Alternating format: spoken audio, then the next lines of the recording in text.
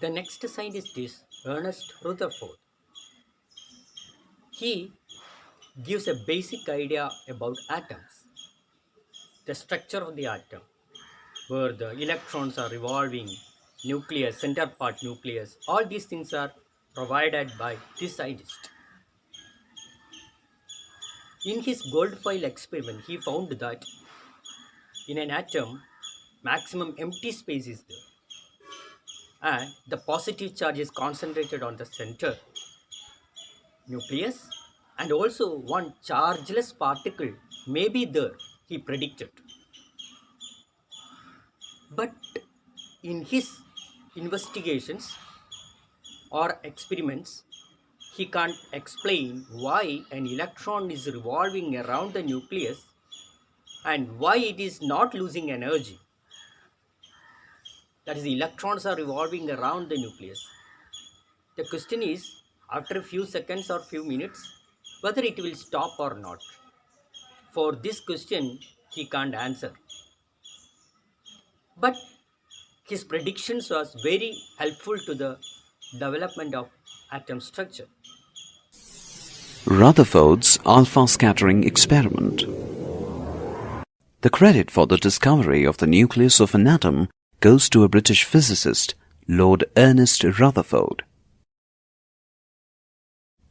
Shown here is the diagrammatic view of the famous gold foil experiment conducted by Lord Rutherford. The radioactive source, rich in alpha particles, was kept in a thick lead block with a narrow opening. The alpha particles were confined to a narrow beam by passing them through a lead sheet with a slit. An extremely thin foil of gold was bombarded with these fast-moving alpha particles. The scattered alpha particles were detected using a rotatable detector, which has a microscope and a screen coated with zinc sulfide. The whole experimental setup was placed in an evacuated chamber to prevent scattering by the air molecules. These striking particles caused scintillations on the screen. Based on the observations, Lord Rutherford deduced these conclusions. As most of the alpha particles pass through the gold foil without any deflection, most of the space within the atoms is empty. As some of the alpha particles were deflected by large angles, they must have approached some positively charged region responsible for the deflection. This positively charged region is called the nucleus.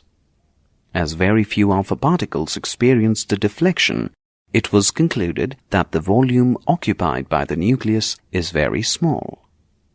Since alpha particles, which are comparatively denser, were deflected by the nucleus, it shows that almost the complete mass of the atom must be within the nucleus.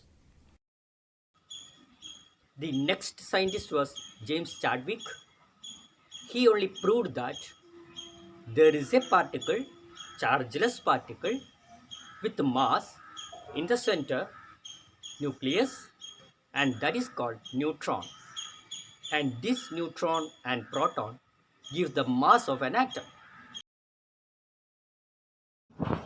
Now see the properties of different preliminary particles. Electron, negative charge, mass is very less, seen outside the nucleus. What about proton? It is positive charge, mass is equal to that of hydrogen atom, seen in the nucleus.